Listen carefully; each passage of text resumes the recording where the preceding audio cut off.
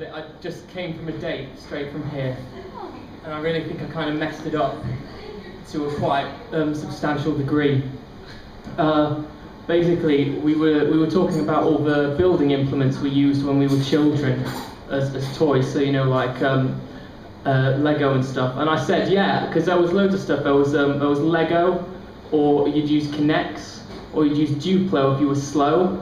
You know, and then I started thinking I really liked Play-Doh as a kid, or as it was known around where I lived, P-Doh, P-Doh.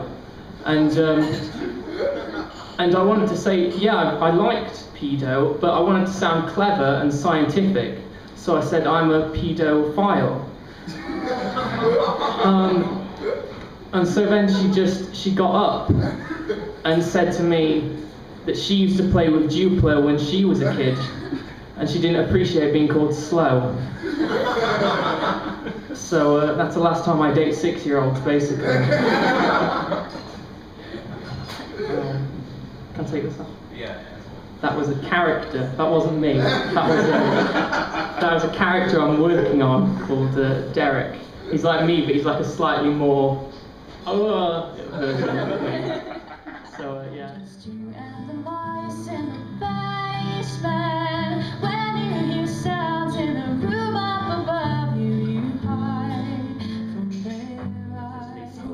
Do they know you're gay? And I was like, no, I'm going to come out to them this evening. I was like, oh, good luck. So I go back, I kind of stall, because it's a fairly big thing. My brother goes off to the toilet, and this friend of mine comes, sits down next to my sister and goes, so, has Bobby told you he's gay yet? No, actually. And my sister sits there and starts going blue square, blue square, blue square, because when she doesn't want to think of something, she imagines blue square. And this got me thinking, what on earth is she trying not to think about?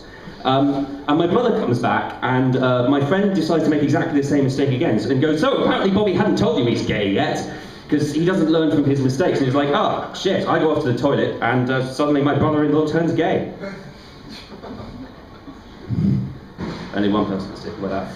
I have one-liners, because those go down well. I saw a painting of a guy with Asperger's once. Everywhere you went in the room, his eyes seemed to look the other way. Always nice to get off to a good start. My boyfriend calls it premature ejaculation, but never mind. My set isn't all one-liners. Well, technically it's all one line because I wrote this in Notepad, but never mind. I love that guilty laugh when I do a really nerdy joke. It's like I don't want to get that. I don't find it funny, but fine.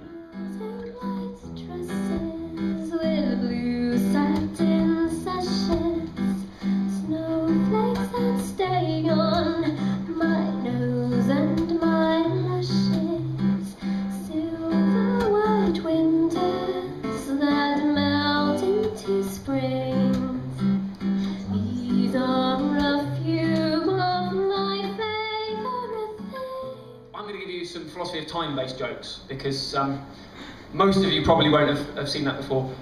Basically, because I'm concerned about how philosophy ruins people's lives. I've been doing philosophy for a number of years now, and it just totally ruined my life. I used to really enjoy music, for instance, and it's been ruined now. I used to love Unchained Melody.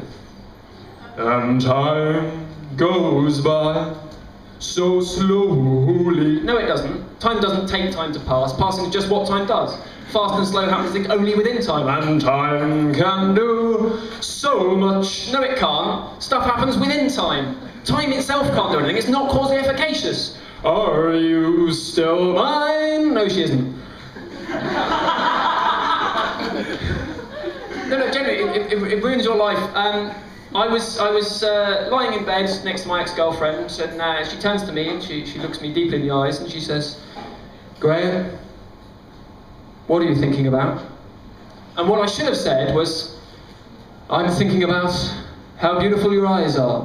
Whereas what I was actually thinking was, right, so imagine there's all these different future possibilities that exist, right? And so there's all these sort of unborn children that I might never conceive on all these future possibilities, and as time passes, all these possibilities drop out of existence. So maybe to save as many of these kids as possible, I need to have sex as much as possible without contraception, just to save all of these kids. I mentioned she was my ex-girlfriend, right?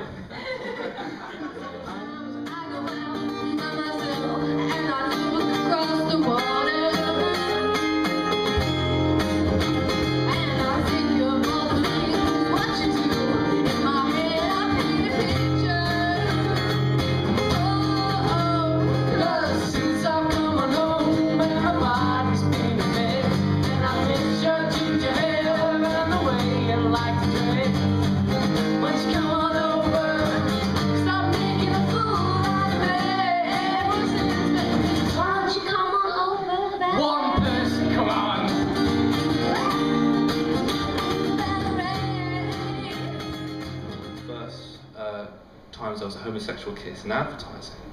And there was a big furore about it at the time. There was a Heinz mayonnaise advert where when a mother, while feeding the kids or making up at lunch, used a Heinz mayonnaise, and all of a sudden it transformed into this New York deli man who was like, yeah, eat your food, whatever, mayonnaise.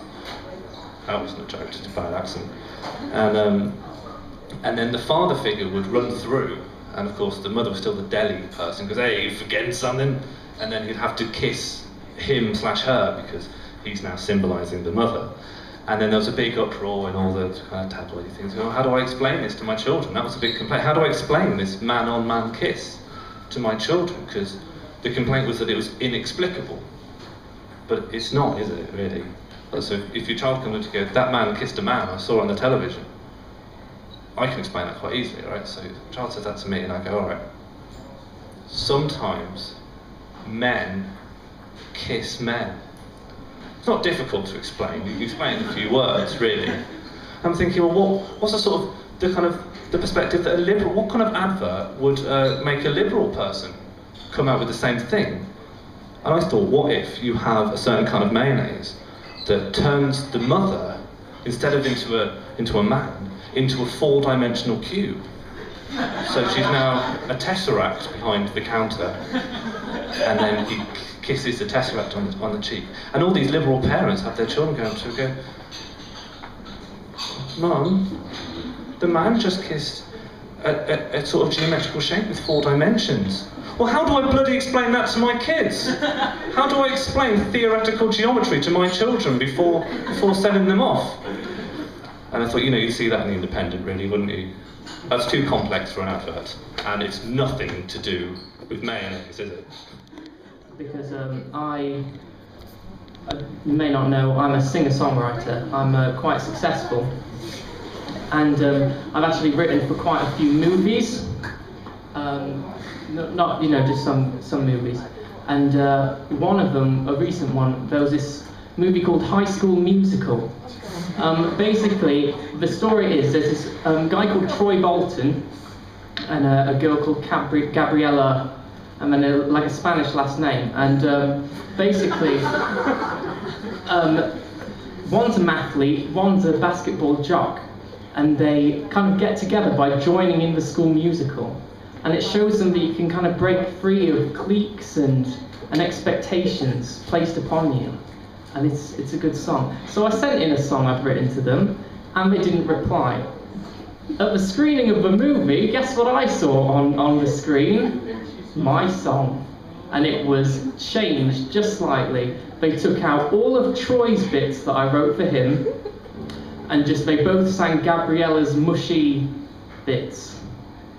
So I'm going to, if it's okay, play you the proper song as it was meant to be, with both Troy and Gabriella's parts.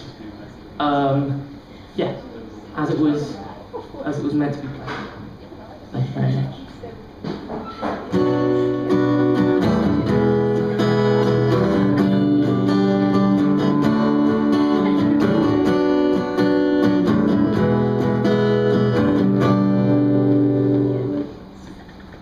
We're soaring, flying.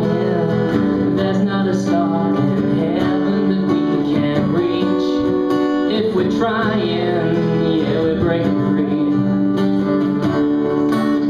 We're soaring and flying. There's not a star in heaven that we can't reach.